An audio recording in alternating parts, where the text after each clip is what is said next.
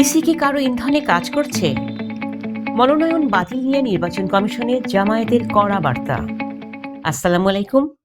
ত্রয়োদশ জাতীয় সংসদ নির্বাচনের মাঠ কি আসলেই সবার জন্য সমান?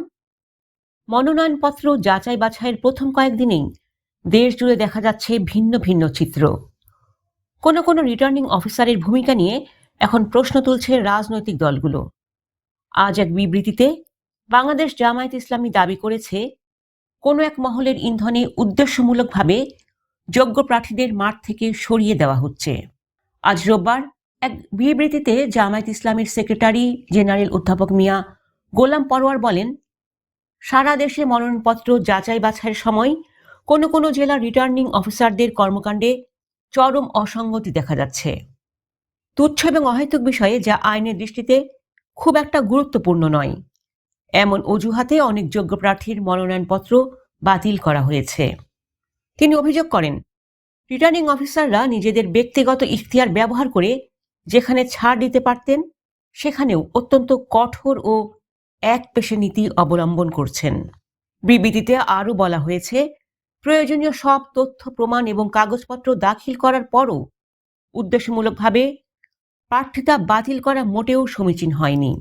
জামায়াত মনে করছে, কোনো একটি মহলের ইন্ধনেই যোগ্য প্রার্থীদের নির্বাচনের মাঠ থেকে দূরে রাখার এই অপচেষ্টা চলছে।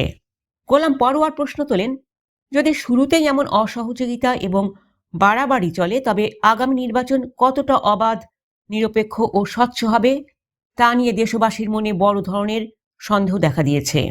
প্রধান নির্বাচন কমিশনের প্রতি আহ্বান জানিয়ে জামায়াত নেতা বলেন, অবিলম্বে এই গুরুত্বহীন ও তুচ্ছ ঘটনায় বাতিল হওয়া প্রার্থীদের প্রার্থিতা বৈধ ঘোষণা করতে হবে। সবার জন্য সমান সুযোগ ও লেভেল প্লেয়িং ফিল্ড নিশ্চিত না করলে নির্বাচনের গ্রহণযোগ্যতা সংকটে পড়বে বলেও তিনি সতর্ক করে দেন। মাঠ সমতল করতে নির্বাচন কমিশনকে আরও কঠোর ও দায়িত্বশীল ভূমিকা পালনের অনুরোধ জানান তিনি। মনোনয়ন বাতিল নিয়ে রিটার্নিং অফিসারদের এই কঠোরতাকে আপনি কিভাবে দেখছেন? এটি কি নিছক আইনি প্রক্রিয়া, নাকি এর পেছনে অন্য কোনো সমীকরণ আছে? আপনার মন্তব্য কমেন্টে জানান। নির্বাচনের প্রতিটি ব্রেকিং আপডেট সবার আগে পেতে আমাদের চ্যানেলটি এখনই সাবস্ক্রাইব করুন। ধন্যবাদ। আল্লাহ হাফেজ।